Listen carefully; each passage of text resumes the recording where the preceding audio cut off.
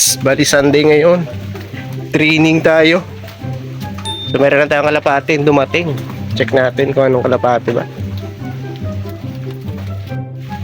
Basang basa.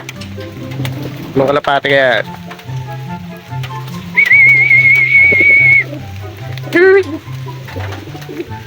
Bibi.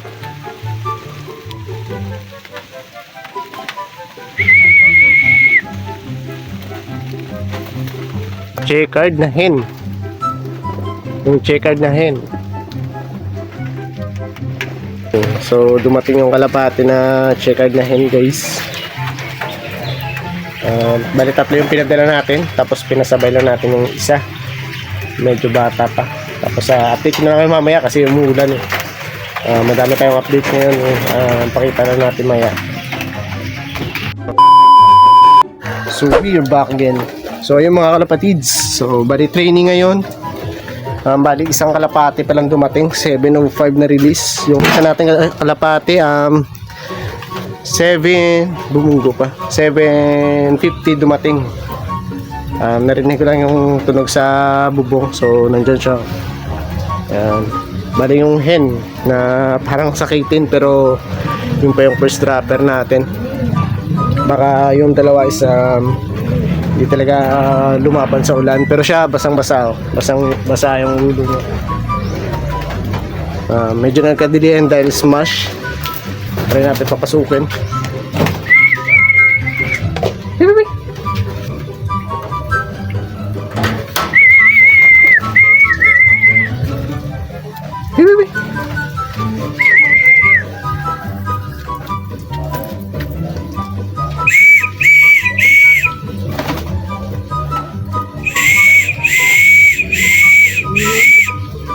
So ayan, parang ayaw rin pumasok. Maya na lang pag papakain na tayo, papasukin natin. Dahil medyo na-stress yung kalapati natin.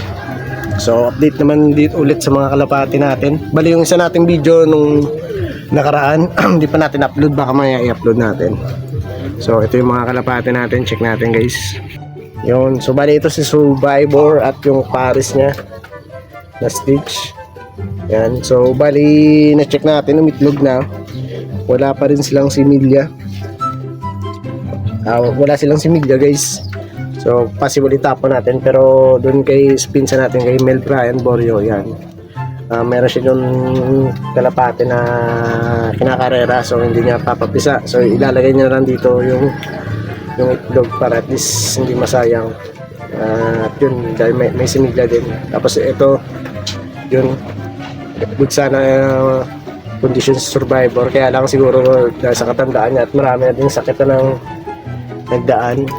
So ayan, walang similya, pero first scratch pa lang naman nila to, unang kasa natin. Tapos dito sa sunod natin na breeder, so ayan, sineperate na natin yung hen dahil nagkakastahan na silang dalawa. So possible umitlog dahil yung trabaho natin medyo malayo na tayo, so hindi natin alam kung kailan tayo ba kung saan tayo na-assign, kung anong probinsya, dahil sa microfinance na nagtatrabaho. So baka umitlog dito at hindi natin maalagaan. So sineperate natin. So medyo malaki naman yung inakay nila. Yung isa nakatayo na. Tapos dito nagpera silang dalawa. So ayan, nilagyan ko muna ng bato yun doon dahil gumagalaw-galaw. Hindi ko muna nilagyan ng buhangin dahil possible na hukayin yan nila. Pero maya, lagyan natin. So para masubukan tong linyada na to. So test pair din to. Tapos dito, umitlog na. Yun, laki ng itlog niya guys. Oh. Yan, sobrang laki. So kahapon lang ito umitlog. Tapos dito mga kalapatids, meron sana tayong pang entry sa north, kaya nga lang na-disgrasya pag training natin ng Wednesday, sa Thursday na umuwi. So napalcon siya. Yan, may sugat yung likod niya. Yan, nilagyan ko na nilagyan ko na ng kape para at least mabilis matuyo. Tapos ito, susunod i-training natin to, subukan natin to. Yung kapatid niya yun yung na-training natin sa South ngayon. Hindi pa dumadating, medyo bata pa. Tapos yan, napakain tayo ng greet sa kanila. Dahil alis tayo, hindi natin ma-monitor kung maganda ba yung digestion ng kalapate natin. So ayan, patambay tayo ng greets para mabilis sila matunawan. So hindi pa rin dumadating yung dalawa natin.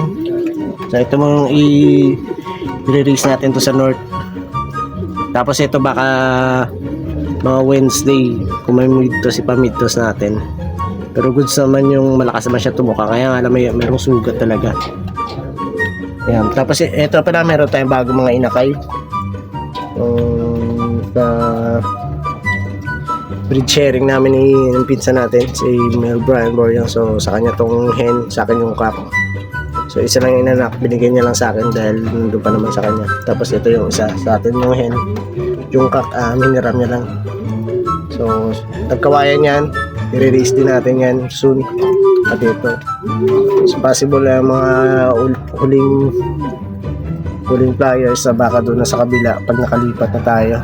Tapos itong iba, papatapusin lang natin tong race.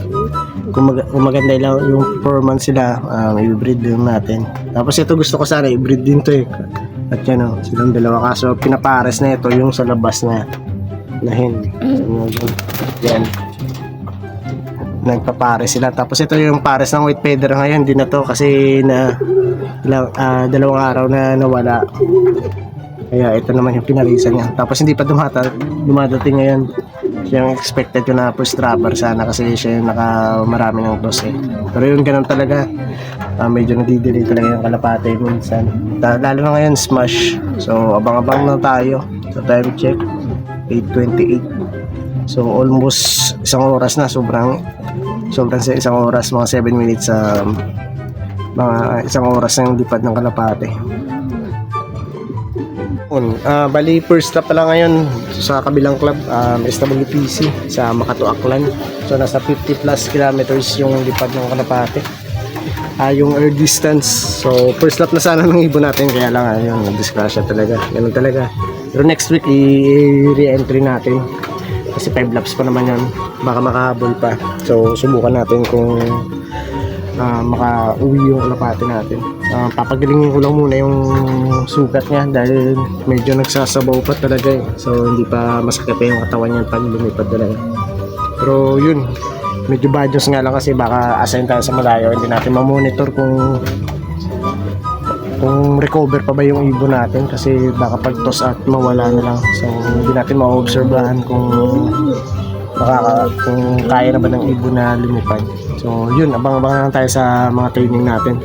So marami pang hindi nakauwi dahil lang smash talaga akit ang panahon. So yun, so ayan mga kalapatids, lumulusot yung isa nating grizzle dahil medyo maliit siya. So ayan, lumulusot sa trapdoor. So bahala ka dyan, hindi natin papakainin dyan para masanay sa loob. Paparusahan natin. So abang-abang pa tayo, time check 8:35 in the morning. So 1 hour and 30 minutes na. Back again mga kalapatids. So time check tayo 9:58. So 7, 8, 9, malapit na mag 3 hours mga kalapatids. So hindi pa dumadating yung dalawa natin. Bali parang nalagasan tayo ng dalawa. Dahil pangit talaga yung panahon. So update ko na lang kayo kung sa susunod kung dumating man or hindi. Next week na yung karera. Good luck sa atin at good luck sa mga nag-luck. So bali sa north, mga 9 hindi na release yung kalapate dahil masama din yung panahon. Siguro hanggang dito ng video natin. Kung nagustuhan nyo, paka-like, share, and subscribe. Ingat.